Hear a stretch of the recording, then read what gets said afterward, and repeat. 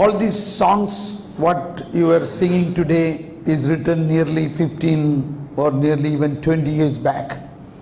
At the time when I was inspired and filled with the Holy Spirit, giving me this understanding about the indwelling Trinity, a series of retreat I began.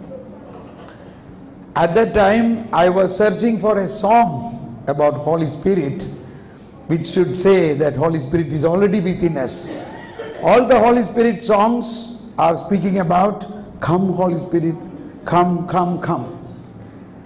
And that is where this song was inspired and written. Since then, it was originally written in Malayalam and then English, and more beautiful it is in Hindi. So the point in that is the whole spirituality of the Trinity within us, that we are praying to the Trinity within us. But I was giving a retreat to a priest seminary.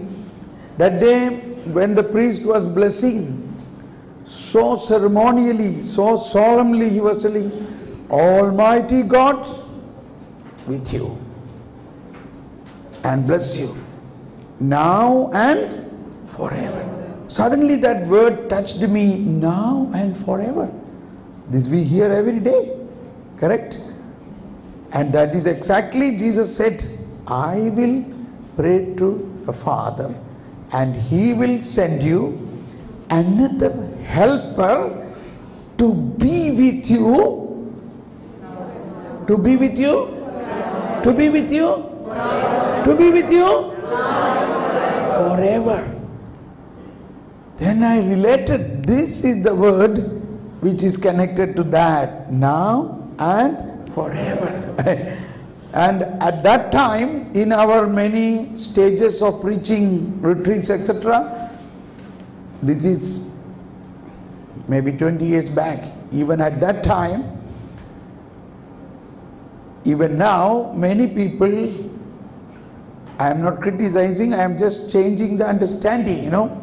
Many people speaking, and I heard with my own ears, people preaching and saying, when you do a sin, the Holy Spirit will go away from you. Don't you understand that? This is not my voice, eh? And Jesus said, I will ask the Father and He will send you another helper, the Holy Spirit, to be with you forever. And it is then I wrote this song, Holy Spirit is my helper, now and forever. So this is very powerful song. These songs are my daily prayers. I am praying with these songs. And then, even those days I was so convinced. Now when I think back, this line of thought, the mysteries of God, He makes known to me. Otherwise, how do I know the mysteries of God? Can I understand like arithmetic or mathematics, algebra, trigonometry? Can I understand this? So, now apply the wisdom to this point. Many people even now think that the Holy Spirit will go away if you commit a sin. This is not, by saying this, I am not giving a license for doing sin. People are saying this to frighten us so that you don't do sin, okay? But that is not the truth. What is the main purpose of Holy Spirit? Holy Spirit's main work is to make us holy. Holy Spirit's main work is to make us holy. So imagine whenever we do a sin, that is the time Holy Spirit works more actively. What are the convictions? First thing the Holy Spirit gives us a conviction about sin. Then Holy Spirit leads us to repentance. Then the Holy Spirit leads us to confession. then the Holy Spirit will transmit the forgiving love of God into our heart and cleanse us. If the Holy Spirit go away, how all these things will happen? So many of the preachers consider one scripture point from Old Testament to support this argument. You know what is that? I have already shared, probably not. Did I say that? Which is that scripture point that Holy Spirit will go away?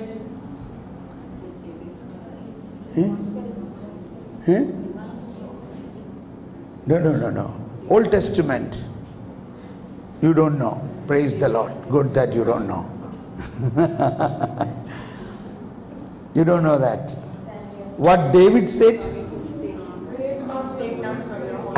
Take not away the Holy Spirit from me.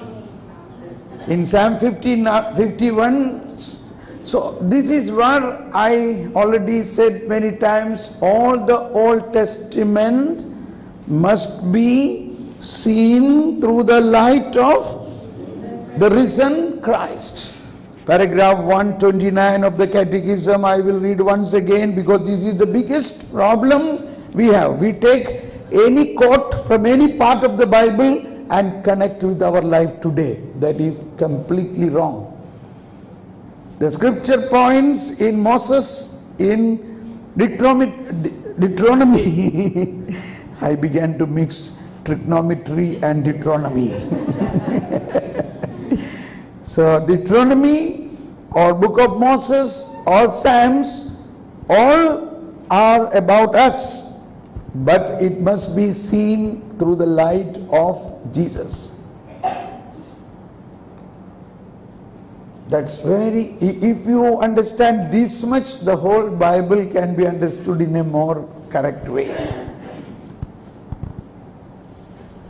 So, 129 says, Christians therefore read the Old Testament in the light of Christ crucified and risen. This is something very important point. Christians therefore read the Old Testament in the light of Christ crucified and risen. In another way, only after the resurrection of Jesus, only after the risen power, that is the Holy Spirit. Holy Spirit worked in Old Testament also. But what is the difference in the working of the Holy Spirit in the Old Testament and the New Testament? New Testament itself after the passion, death and resurrection. So this difference we must understand. One difference is, or the main difference is, the work of the salvation accomplished, which was planned before the foundation of the world.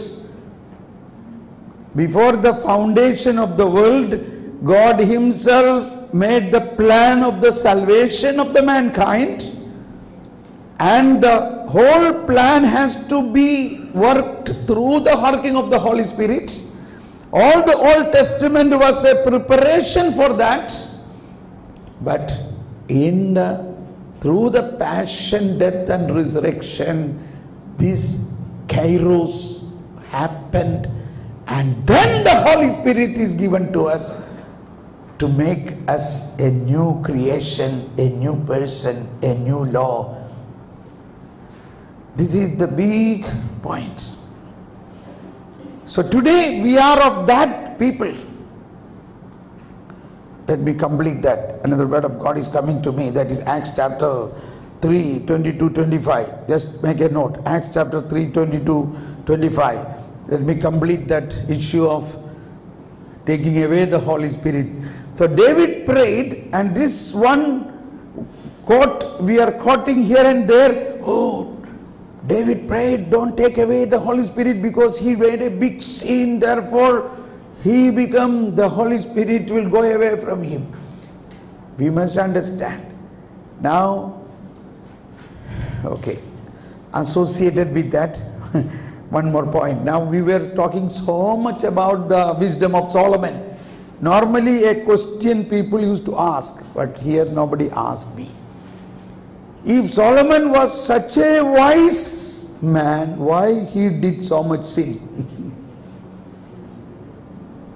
You wanted to ask, somebody is smiling now. Is that you wanted to ask? Correct. You ask. You are welcome to ask any questions, okay? So what is the answer? Is there anybody want to answer for this? Solomon was such a wise man. One more bulb is gone. Cast the demons. Okay. Now what to do? Let it be. We will speak little time without light. All those who view me in the YouTube and Facebook, you please have patience and understand this is our situation. The light will go, but my love will not go away from you. The voice is still continuing. After a few minutes, I will set right the light. Okay, we can continue like this.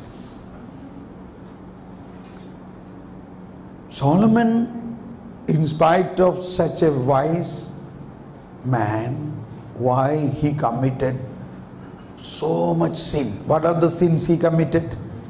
How many wives he had? Yeah, everybody know that. Good thing. 700 wives and 300 concubines. But, you know, when I was a child, you know, my father used to stick all these pages that I don't read it, you know. We were children. So that is why even the Old Testament were not given to us, because children should not see all these things, you know. And more than that, Solomon began to worship the gods of these wives, things like that. Now the point to understand, pay attention now, everybody. Why he could not come out from this sin? Can you answer? Then I can say you already have wisdom. Why he could not come out from these sins? What is the answer?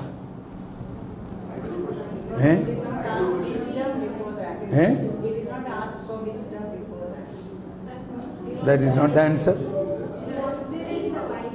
Pardon? Wisdom wanted. God gave to him. Anybody else? Any answer? The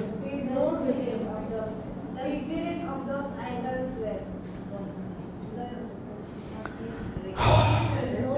That means I have to continue the class on wisdom again. That means I have to still continue talk on wisdom.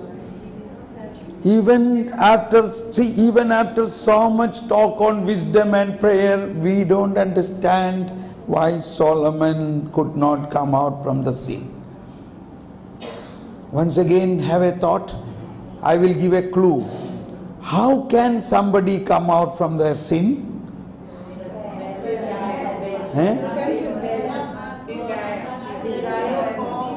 Now you are all answering repentance, desire. No, all these answers are wrong. Anybody?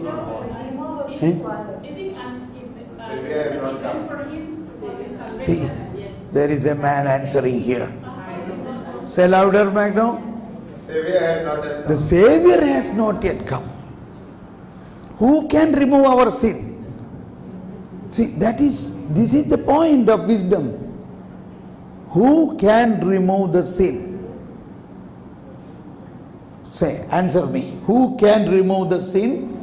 Only, say louder, only Jesus Christ. This is what the real knowledge.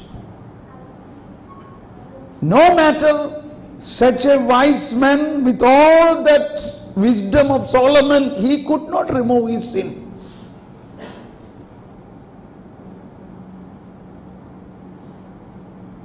Sin can be removed only by the Savior, Redeemer, even of the Old Testament or of now, any time. That is why He is the Lamb of God who take away the sin Of the world means of all, right from Adam to the end of the world.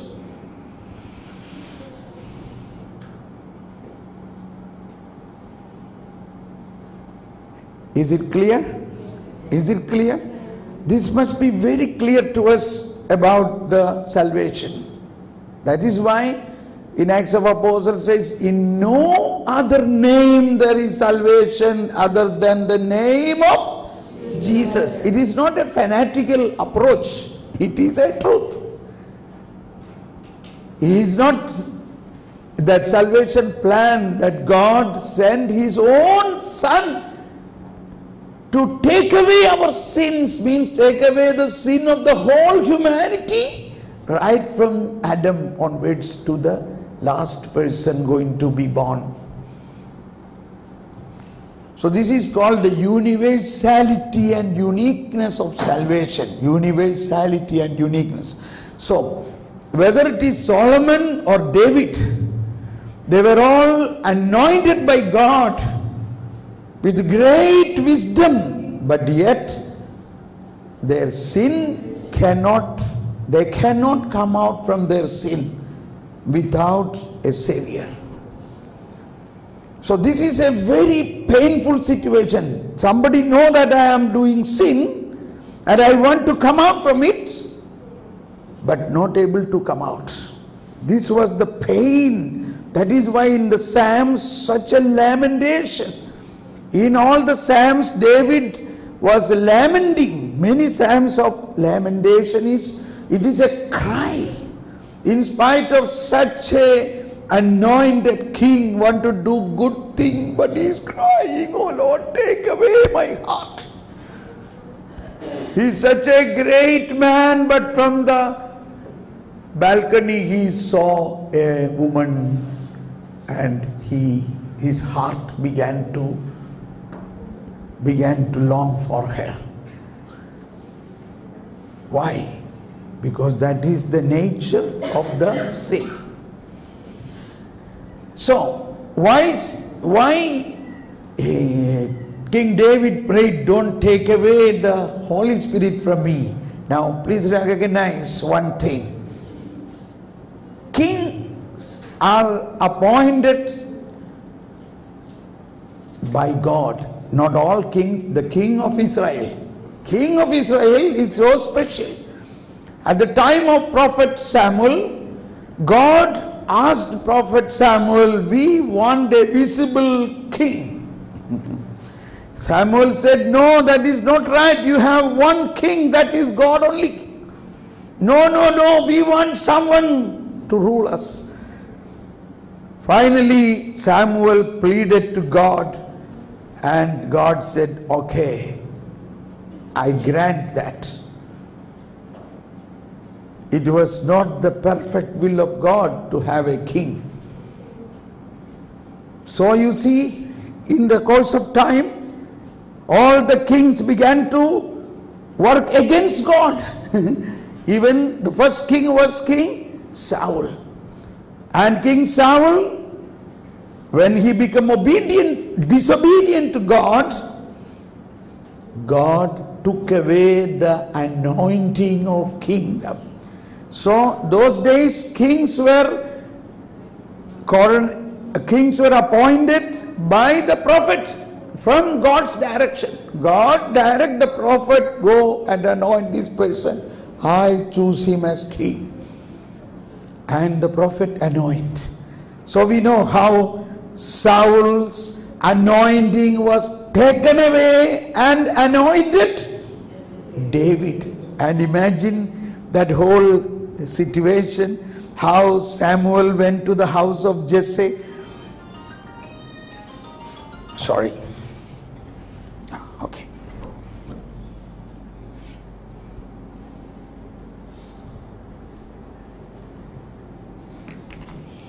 How Samuel anointed this little shepherd boy. What interview he did? Was it any of his merit? Not at all. So God anointed David, and then his life, we saw how powerful his life became. Now, at the same time, his own carnal nature also began to grow. This is quite reality. We have a spiritual nature, we have also a carnal nature. This carnal nature, today we are able to transform this carnal nature through the Holy Spirit, because we are living after the salvific act of God. But at that time, there was no way to diffuse our carnal nature. So although he is king, he is surrounded with so many beautiful women. Imagine how terrible is his carnal nature. So he is crying, please take away this heart and give me a new heart. That is one point. Second thing, I am doing more sin and sin. I am not able to obey your commandment. So don't take away my anointing of the king and give to somebody else like you did to Saul. So God heard his cry. God did not took away his anointing of king. He continued to be the king till he died. Is it clear? Is there any doubt or anything? Because if any of you has a thinking, Holy Spirit will go away, then our faith is zero, I would say. Then what that Holy Spirit can do for you? Or rather, Holy Spirit is crying. Holy Spirit is crying, oh, I am living in this man so strongly and he don't understand me. He consider me so cheap. You understand my point? Then how can you have life in the Spirit? So is it clear? You can frankly ask any doubt, don't worry, we are a small group. Somebody, okay, or if this must be very clear. Okay.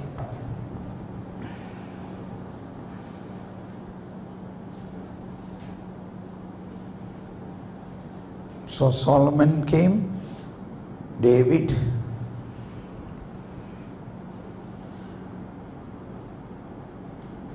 yes. God did not want to give Israel a king. God did not want to give Israel a king. Yeah. Why he gave?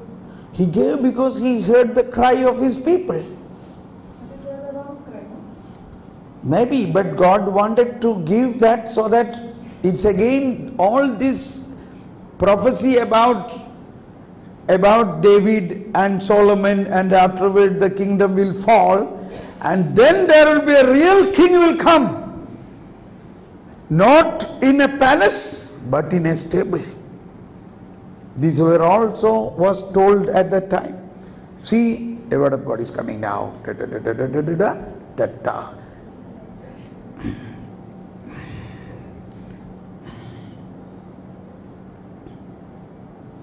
Now, this is what I was about to say, Acts of Apostle chapter 3:22. At the same time, that is prophesied in Deuteronomy chapter 18. So let us first take through the risen Lord's after Pentecost. The same word St. Peter is quoting from the Old Testament. Please read that. Acts of Apostle chapter 3:22. Chapter 3:22 says, Moses said, when Moses said, naturally in the Old Testament,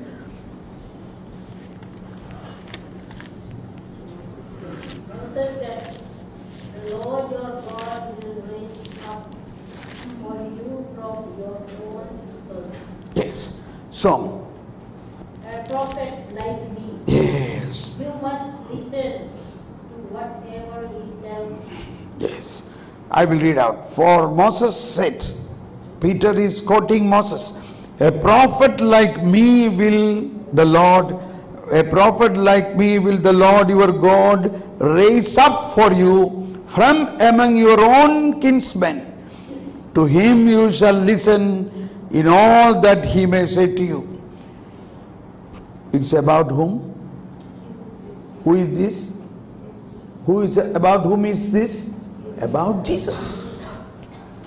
That is why Jesus was telling to Pharisees, you say you obey Moses. You are very strict to obey Moses and his commandment. But Moses spoke about me. But then why you don't recognize me? Now this is what Moses spoke about Jesus. So even at the time of all these things, many of these things were prophesied. There will be a king.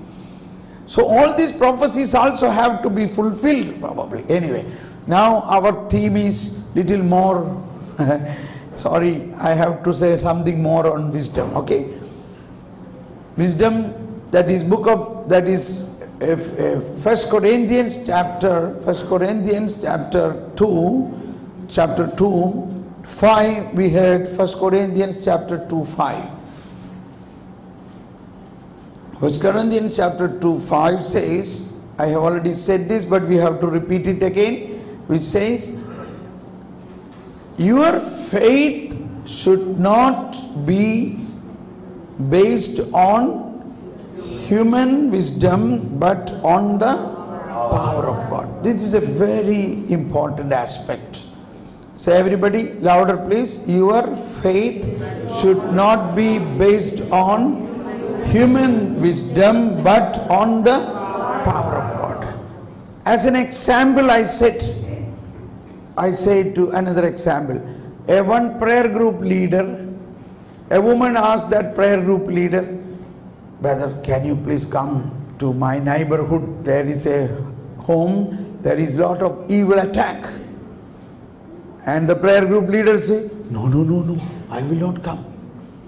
Because then all that evil will come to me.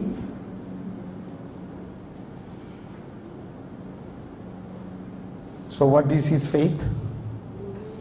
His faith is a human faith. So many people think, oh no, don't go there, that's full of evil. All that evil spirit will come into me. And now when we hear, that is good, so don't go.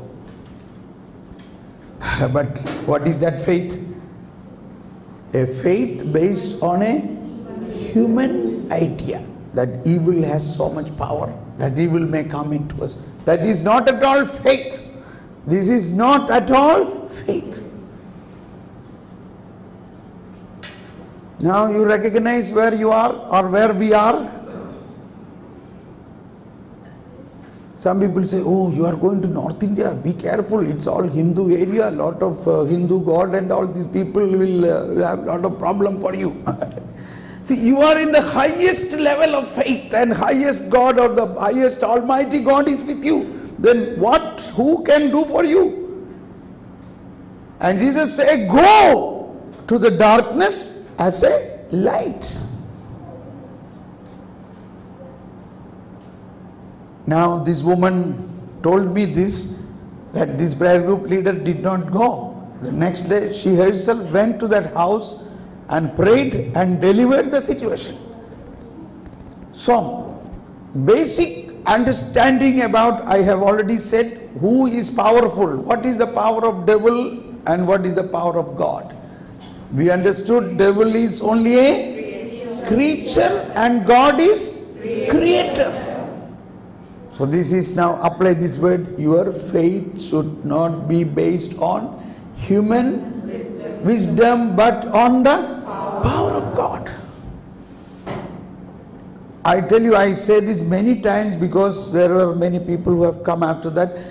One lady wrote me, Thomas, now I feel so peaceful. I was always afraid of the devil. But now when I understood the truth, it's not because of my saying, when I understood the truth, the devil is a creature and God is creator. It's the truth. Whoever said this, once you receive this, that opens into you, your whole mind setting is changed. Whole setting is changed.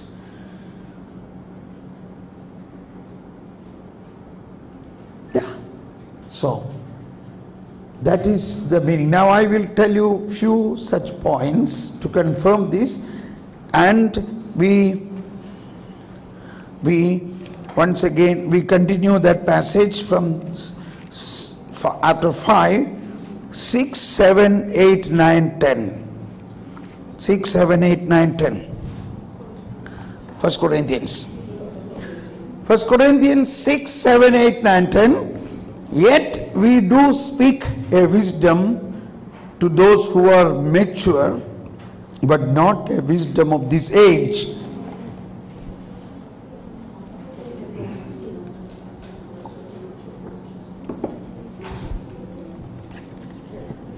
Not a wisdom of this age,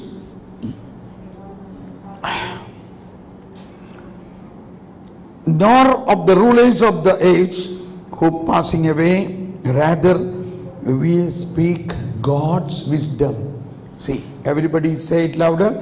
Yeah, rather we speak. Say louder. Rather we speak God's wisdom, mysterious, hidden, which God predetermined before the ages for our glory. How dare we say this? Our glory. Are we a people of glory? Yes. What do you think about ourselves? Yes or no? Yes. Are you a people of glory? Yes. We are not able to say yes, because no problem. We don't understand this. We say, oh, I am a sinner, I am a sinner, I am a sinner. We never understand we are a child of God, in the image and likeness of God. God has already given us a glory to us. The Spirit of glory rests upon us through our baptism, confirmation and the Eucharist. We are people of glory. Everybody say that. We are people of glory.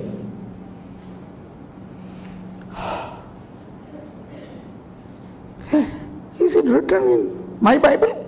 Yes. This is what sometimes we see. It is written like that. Our glory. This may be for the saints like Vincent Pallotti or Francis Assisi. But they say we are all common in our baptism. So what St. Paul says is, we speak, once again, we speak God's wisdom, mysterious, hidden, which God predetermined before the ages for our glory.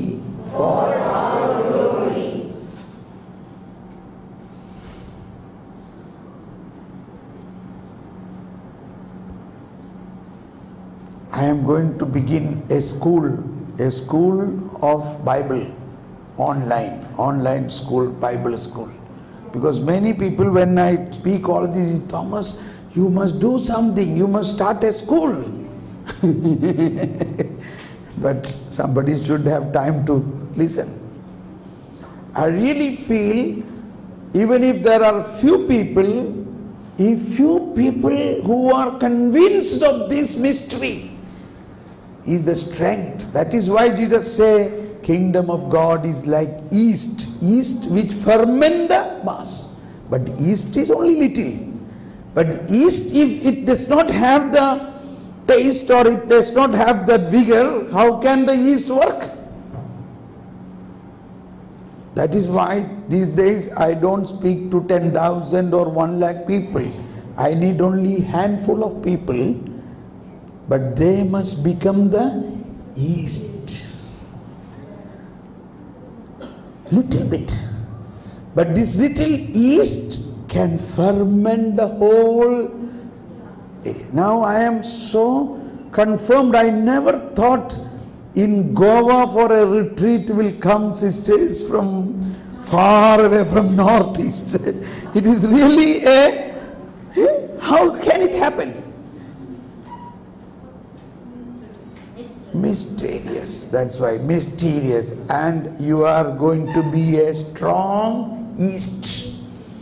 And I am sure you are already started shouting here, heal the sick, raise the dead, cleanse the leper, cast out demons.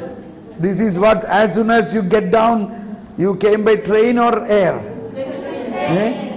Train. In all the train you must shout out, and as soon as you get down you say, cast out demons, heal the sick, raise the dead, cleanse the leper. And I tell you, you will do it. And I sincerely pray such miracles should happen in North India. Some dead should raise up. And then for the faith of the Lord, it is, see, sorry, I am going far and wide, but many people are afraid these days. In Europe, everybody is, oh, Christianity is going down, down, down. Muslims are going up and up. Here somebody else may say something else. But it is all blah, blah, blah of lack of faith. You know, what we need is one more Mother Teresa. Hallelujah. It is not numerical numbers of millions of people. You need only one person, one saint, one Francis Assisi, one Mother Teresa, one Saint Therese, one Vincent Pallotti, one John Paul II could change the world. That is Christian faith. It is not based on numbers. It is based on quality.